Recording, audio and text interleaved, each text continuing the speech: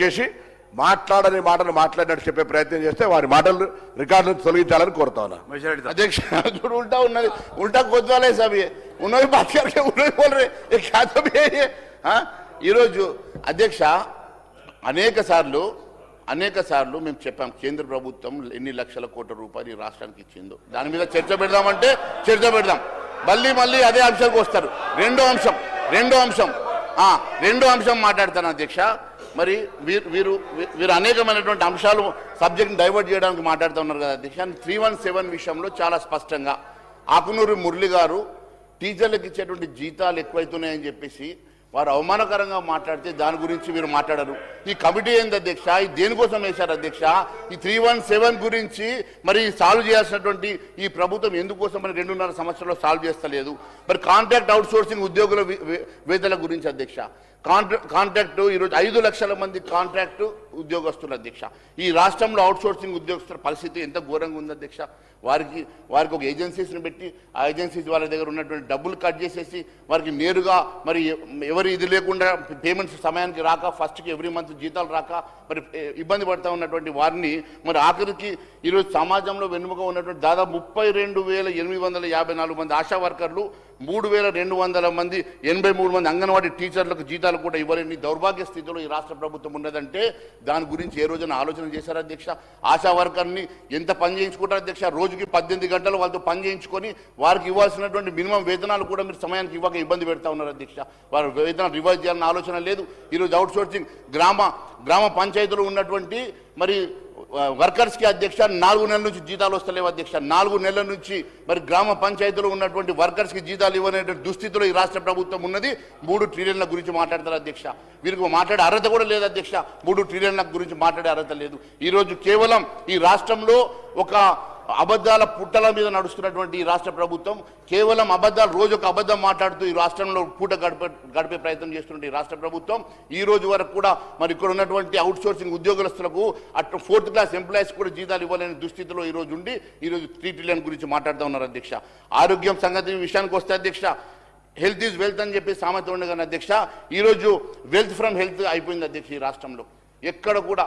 50% ఈరోజు డాక్టర్లు అవైలబుల్ లేరు అధ్యక్ష హాస్పిటళ్లలో మందులు లేవు అధ్యక్ష ఈరోజు హాస్పిటల్లో ఇన్ఫ్రాస్ట్రక్చర్ లేదు అధ్యక్ష ఈరోజు అనేకమైనటువంటి సమస్యలు ఉన్నాయి అధ్యక్ష ఈరోజు ఈ రాష్ట్రంలో కనీసం మరి 6 to 6.5% మాత్రమే ఈ రాష్ట్ర ప్రభుత్వం ఆరోగ్యం మీద ఖర్చు చేస్తూ ఉంది అధ్యక్ష ఇతర రాష్ట్రాల్లో చూస్తే 10% మరి ఖర్చు చేస్తూ ఉంటే కేవలం 6 నుంచి 6.5% మాత్రమే ఖర్చు చేసే రాష్ట్ర ప్రభుత్వం మరి ఎక్కడ కూడా ఇన్ఫ్రాస్ట్రక్చర్ ఈరోజు మనం వెళ్దాం అధ్యక్ష గాంధీ హాస్పిటల్కి వెళ్ళి చూద్దాం అధ్యక్ష ఏ పరిస్థితి ఉందో గాంధీ హాస్పిటల్ ఈరోజు ఉస్మానియా హాస్పిటల్ పరిస్థితి ఎట్లా ఉందో చూడండి అధ్యక్ష ఈరోజు గ్రామీణ ప్రాంతంలో సూపర్ స్పెషాలిటీ హాస్పిటల్ నిర్మాణం చేస్తాం ప్రతి నియోజకవర్గానికి ఒక సూపర్ స్పెషాలిటీ హాస్పిటల్ చేస్తాం ప్రతి మండలానికి హాస్పిటల్ కట్టిస్తామని చెప్పినటువంటి ఈ రాష్ట్ర ప్రభుత్వం ఎందుకోసం నిర్మాణం మొదలు పెడతలేదు అధ్యక్ష మరి ఉన్న వాటిలో ఎందుకోసం మరి డాక్టర్లు అవైలబుల్ లేరు అధ్యక్ష ఎందుకోసం మందులు అవైలబుల్ లేరు అధ్యక్ష ఈరోజు పేదవాళ్ళు ట్రీట్మెంట్ కోసం వెళ్తే అక్కడ ఉన్నటువంటి పరిస్థితి ఒకసారి మరి ఎప్పుడన్నా వీళ్ళు అటువంటి హాస్పిటళ్లకు మరి కాంగ్రెస్ ఎమ్మెల్యేలు వెళ్తే అర్థమైంది అధ్యక్ష వాళ్ళు మొత్తం ఇక్కడ కార్పొరేట్ హాస్పిటల్లో పోతారు కాబట్టి వాళ్ళకి అర్థమవుతలేదు అధ్యక్ష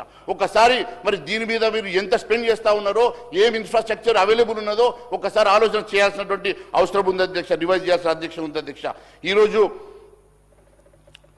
ఈరోజు దాంట్లో నుంచి అధ్యక్ష కేవలం ఖర్చు 4% పరిమితమైంది అధ్యక్ష బడ్జెట్లో మీరు 6% పెడతారు అధ్యక్ష ఖర్చు మాత్రం 4% అధ్యక్ష ఈరోజు డబుల్ చేస్తామని చెప్పేసి ఈరోజు ఇక్కడ మేనిఫెస్టోలో అనేకమైనటువంటి అంశాలు చెప్పేసి ఈరోజు పూర్తిగా ఈ రాష్ట్రంలో ఉన్నటువంటి వైద్యం పూర్తిగా నిర్వీర్యం అయిపోయేటువంటి పరిస్థితి ఉంది అధ్యక్ష ఈరోజు మెడికల్ కాలేజీలలో కూడా ఎక్కడ కూడా పేపర్ మీద డాక్టర్లు ఉన్నారు తప్ప అక్కడ ప్రొఫెసర్స్ లేరు అసోసియేట్ ప్రొఫెసర్స్ లేరు ఫ్యాకల్టీ లేదు ఇలా డాక్టర్ని నిర్మాణం చేస్తాం మీరు ప్రొడ్యూస్ చేస్తూ ఉన్నారా లేకుంటే ఆర్ఎంపీ డాక్టర్ని ప్రొడ్యూస్ చేస్తూ ఉన్నారా అనుమానం వస్తూ ఉంది అధ్యక్ష ఈరోజు ఎక్కడ కూడా ఏ హాస్పిటల్లో కూడా గవర్నమెంట్ ఈరోజు నిర్మల్లోనే హాస్పిటల్ మంజూరైన ఇప్పటికే 3 సంవత్సరాల అధ్యక్ష ఇప్పటి వరకు అక్కడ మరి కన్స్ట్రక్షన్ మొదలు కాలేదు ఉన్నటువంటి అరకొర ఫ్యాకల్టీ తోటి అక్కడ ఉన్నటువంటి ప్రొఫెసర్ ఒక్క డిపార్ట్మెంట్కి ఒక ప్రొఫెసర్ లేడు అధ్యక్ష 3rd ఇయర్ వచ్చేసింది మరి ఇప్పుడు ఉన్నటువంటి పరిస్థితుల్లో ఇంకొక 1 ఇయర్ అయితే డాక్టర్లు పాస్ అయ్యి బయటకు పోవాలంటే వాళ్ళు ఏం చదువుకున్నారో మరి ఏం బయటకు వచ్చి ట్రీట్మెంట్ చేస్తారో అర్థం కాని పరిస్థితి ఈరోజు ఈ రాష్ట్రంలో నెలకొన్న అధ్యక్ష మరి హాస్పిటల్లో మందులు ఉండవు డాక్టర్లు ఉండరు మరి టీచింగ్ హాస్పిటల్స్ లోపల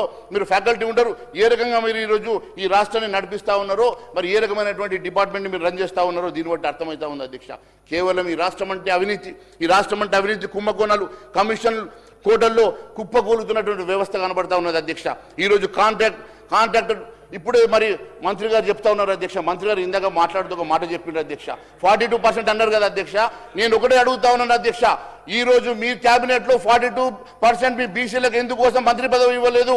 ఈ రోజు మీరు ఇస్తున్నటువంటి మంత్రి పదవి పోర్ట్ఫోలియోలు జిమ్మలు కోళ్లు చెప్పుకున్నటువంటి కేంద్ర ప్రభుత్వము నిధులు 1 రూపాయి తీసుకురాకుండా రాష్ట్ర ప్రభుత్వాన్ని అవినీతి అనే రకరకాల వారు మాట్లాడిన 2-3 అంశాల గురించి నేను మాట్లాడతా అధ్యక్ష. గౌరవ ప్రతిపక్ష నాయకుడిగా ఇంతకుముందు 22 షెడ్యూల్ నిషేధిత చట్టంలో పెట్టినన్నారు. నేను వారిని కోరుతా ఉన్నా, ఆ లిస్టు సభ ముందు ఉంచండి. ఊరికే స్పెసిఫిక్గా ఓవరాల్గా ఒక ఊరికే రన్నింగ్ కామెంటరీ ఇచ్చేసేస్తే తప్పవుతుంది. తర్వాత ఊరికే ఆరోపణ చేస్తే ఎట్లా? ఊరికి ఆరోపణ చేస్తే నడవదు. ఇవ్వండి ఆధారాలు ఇచ్చి మీరు కంప్లైంట్ చేయండి. తర్వాత రెండో ఇష్యూ సార్ లైసెన్స్ సర్వీస్ గురించి మాట్లాడుతాడు. ఆ పాలసీయే వాళ్ళు భూమి కొలిస్తే ఎంత ఇవ్వాలో అంత ఇచ్చే పరిస్థితి. అవి తెలిసి కూడా అట్లా మాట్లాడు. దాని తర్వాత ఇలా వారు మాట్లాడుతున్నటువంటి అంశాలన్నీ మళ్ళీ కూడా కోరుతాను, దయచేసి మీరు మీ స్పీచ్ని కంటిన్యూ చేయండి. మీరు ఏం విమర్శ చేసుకున్నారో చేయండి. వాటన్నిటికీ మీకు ఈ సభ వచ్చి మీరు బీజేపీ పక్ష నాయకుడు మీకు ఎలిజిబిలిటీ ఉంది. కానీ తెలంగాణ యావత్ ప్రజలు మిమ్మల్ని అడుగుతూ ఉన్నారు. తెలంగాణ ప్రభుత్వానికి కేంద్ర ప్రభుత్వము అన్ని రాష్ట్రాలతో ఇచ్చే విధంగా ఈజీఎస్లో ఆర్జీఎస్లో ఇచ్చేది కాదు. మీరు స్పెసిఫిక్గా ఏమైనా ఇన్ఫ్రాస్ట్రక్చర్కు మెడికల్ అండ్ హెల్త్కు పాప ఊకే హరీష్ రావు ఆయన చెవులు కొరుకుతాడు. మీరు కాదు హరీష్ రావు గారు, మీరు కాదు, ఇక్కడ వెనుక ఇంకో హరీష్ రావు డుబల్ హరీష్. అప్పుడు మీరు లేనప్పుడు ఆయన కూడా 2 పాత్రలు పోషిస్తారు. ఆయన హరీష్ రావు మావాడారు మీరాడు. అయితే ఆ విధంగా ఇప్పుడు నేను అందుకే వారిని అడుగుతున్నా, మీరు ఏమైనా తెలంగాణకు తీసుకొచ్చింది ఉంటే చెప్పండి. చెప్పిన తర్వాత మీ ప్రసంగాన్ని ఇంకా గంట సేపు కొనసాగించండి. రాష్ట్ర ప్రభుత్వాన్ని ఏమైనా విమర్శించండి. ఏమి దేక ఖాళీ డబ్బాల రాళ్ళు పెట్టి సప్పుడు కొట్టినట్టున్నది మీ లెక్క. ఏమి ఇవ్వకుండా రాళ్ళు ఖాళీ డబ్బాలు వేసి కొడితే సప్పుడు ఎట్లా వస్తుందో అట్లుంది.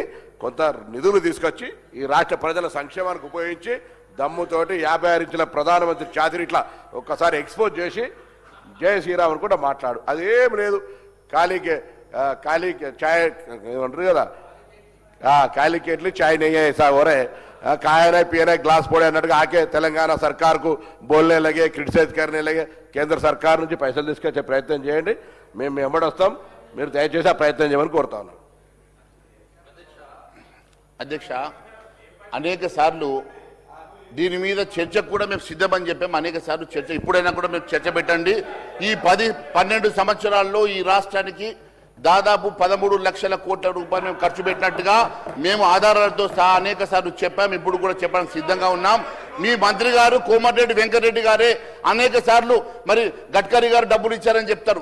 మీ ముఖ్యమంత్రి గారే, నేను ఏ మంత్రి గారి దగ్గరికి వెళ్తే ఆ మంత్రి గారు మాకు మంజూర్లు ఇస్తున్నారు, శాంక్షన్లు ఇస్తున్నారు, ఎప్పుడు అడుగుతా అప్పుడు అపాయింట్మెంట్లు ఇస్తున్నారని చెప్తారు. మరి ఈ మంత్రి గారు ఎందుకు ఇట్లా మాట్లాడతారు అధ్యక్ష? నేను ఒకటే అడుగుతా, మరి వీరికి స్పీడ్ పర్సనాలిటీయా లేకుంటే ఈ మంత్రి గారికి ఏమన్నా పర్సంటేజ్లు పాపం అంటే ఆయన శాఖకి ఏమన్నా రాలేదా మరి ఫండ్స్? నాకు తెలియదు.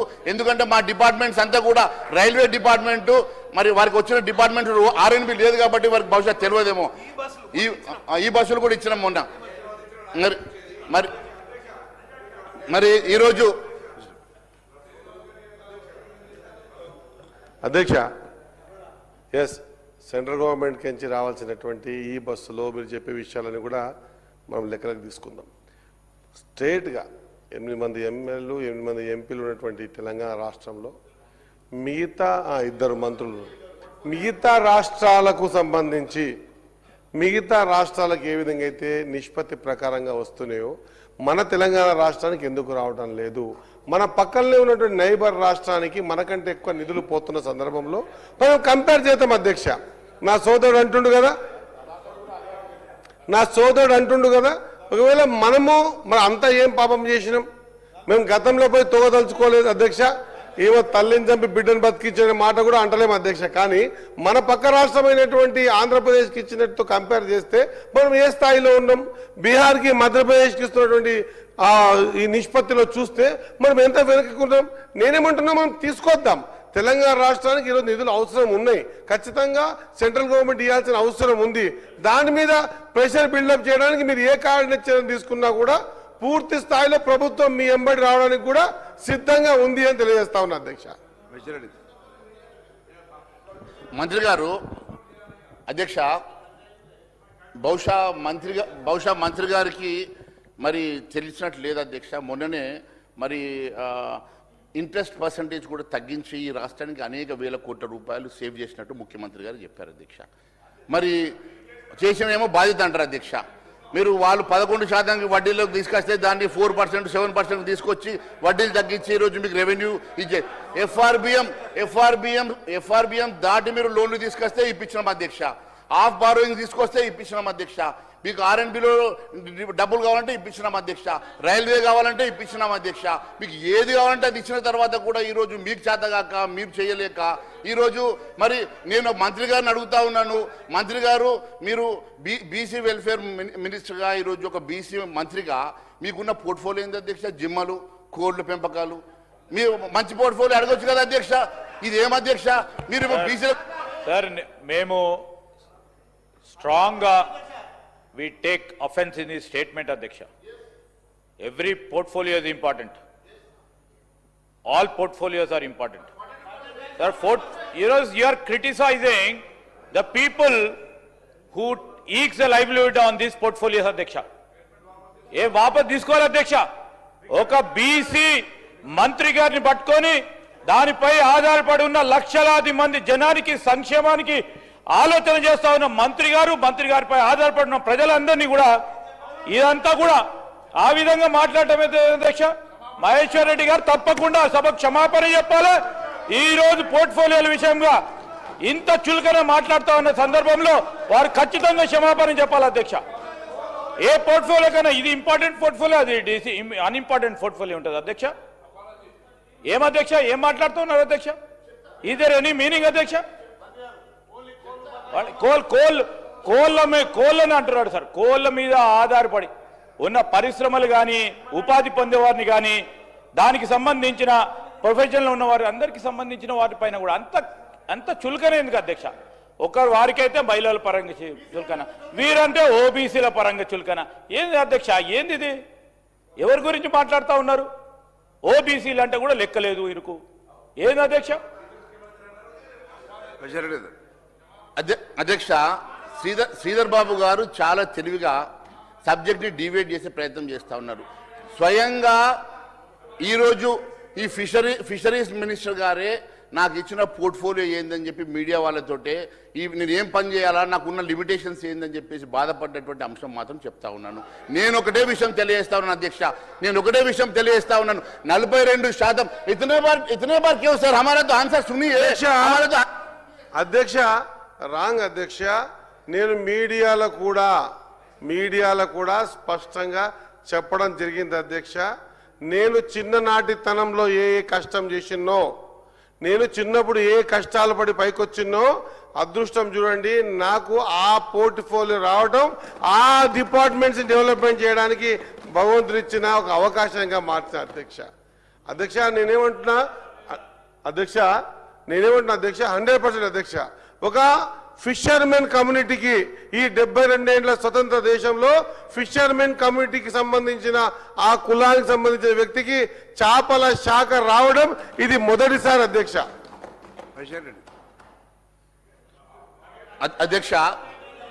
అధ్యక్ష ఎందుకంటే పొన్నం ప్రభాకర్ గారు వారు మాట్లాడినందుకు నేను 42% మంది బీసీలకు ఎందుకు మీరు మినిస్ట్రీ ఇవ్వలేదు అంటూనే అడిషనల్ పోర్ట్ఫోలియో ఇవ్వచ్చు అధ్యక్ష. వారికి ఇవ్వడం సంతోషము. వారికి ఆ పోర్ట్ఫోలియోతో పాటు ఈరోజు వారికి అడిషనల్ పోర్ట్ఫోలియో మరి ఎడ్యుకేషన్ ఉన్నది. వారు మంచి చదువుకున్న వారు ఒక క్రికెటర్, వారు రంజీ ట్రోఫీ ఆడినటువంటి ఒక క్రికెటర్, ఒక మంచి చదువుకున్న వ్యక్తి. వారికి ఎందుకు ఎడ్యుకేషన్ ఇవ్వద్దు అధ్యక్ష? వారికి ఎందుకు హోమ్ ఇవ్వద్దు అధ్యక్ష? రెవెన్యూ ఎందుకు ఇవ్వద్దు అధ్యక్ష? వారికి మంచి పోర్ట్ఫోలియో ఇస్తే తప్పేమున్నది? అడిషనల్ పోర్ట్ఫోలియో ఇవ్వచ్చు కదా, తప్పేమున్నది అధ్యక్ష? మేము అడిగేదంటే తప్పేమని ఉన్నదా అధ్యక్ష? ఈరోజు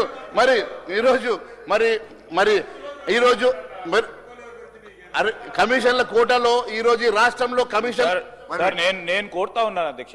చాలా సూచనలు ఇచ్చారు. మేము అడుగుతా ఉన్నాం, మా ప్రాంతానికి సంబంధించిన పార్లమెంట్ సభ్యులు ఈరోజు కేంద్ర ప్రభుత్వ కేబినెట్ లో ఉన్నారు. సంజయ్ గారు ఏం శాఖ ఇచ్చారు అధ్యక్ష? ఇచ్చారు. అది కూడా home ministry of state. Cabinet మంత్రి ఎందుకు ఇవ్వలేదు? లేకుంటే హోం మంత్రి నేరుగా ఎందుకు ఇవ్వలేము? మేము అడుగుతలేము అధ్యక్ష. It's the prerogative of the prime minister. ఆ విధమైన పోర్ట్ఫోలియో ద్వారా వారు ఏదో సాధించవచ్చని వారిపైన నమ్మకంతో ఇచ్చారు. మరి మీరు ఒక పక్షాన ఎవరికి ఇచ్చారు అధ్యక్ష కేబినెట్ మినిస్టర్ హోదా? ఇక్కడ ఉన్న బలహీన వర్గానికి సంబంధించిన మీ పార్లమెంట్ సభ్యుడికి, మా కరీంనగర్ పార్లమెంట్ సభ్యుడికి మీరేమిచ్చారని అడుగుతా ఉన్నాము మహేశ్వర్ రెడ్డి గారిని. ఈరోజు ఈ భారతదేశంలో గత చరిత్రలో ఎన్నడూ లేనని విధాన్ని ఈరోజు హైయెస్ట్ నంబర్ ఆఫ్ బీసీలకు మంత్రి పదవి ఇచ్చి హైయెస్ట్ క్యాబినెట్ మినిస్టర్స్ ఇచ్చినటువంటి ఏకైక ప్రభుత్వం భారతీయ జనతా పార్టీ ప్రభుత్వం అధ్యక్ష. ఈరోజు ఈ రాష్ట్రంలో అవినీతి కుంభకోణాల గురించి మాట్లాడగానే 3 మంత్రులు లేచారు అధ్యక్ష. ఈరోజు అవినీతి మీద మాట్లాడుతున్న సందర్భంగా వారు జీర్ణించుకోలేక ఒక్కరు గారు, ఇద్దరు గారు, ముగ్గురు మంత్రులు అడ్డుకునే ప్రయత్నం చేస్తా ఉన్నారు. ఎందుకంటే అవినీతి కుంభకోణాల మీద వీరికి మాట్లాడడానికి ఇంట్రెస్ట్గా లేదు కాబట్టి ఈ రోజు నన్ను ఆపే ప్రయత్నం చేస్తా ఉన్నారు అధ్యక్ష. ఈరోజు ఏ పరిస్థితి ఉంది రాష్ట్రంలో అంటే అధ్యక్ష, ఏ కాంట్రాక్టర్లు అయితే ఈరోజు గుళ్ళు బళ్ళు కట్టారు, ఏ కాంట్రాక్టర్ అయితే రోడ్లు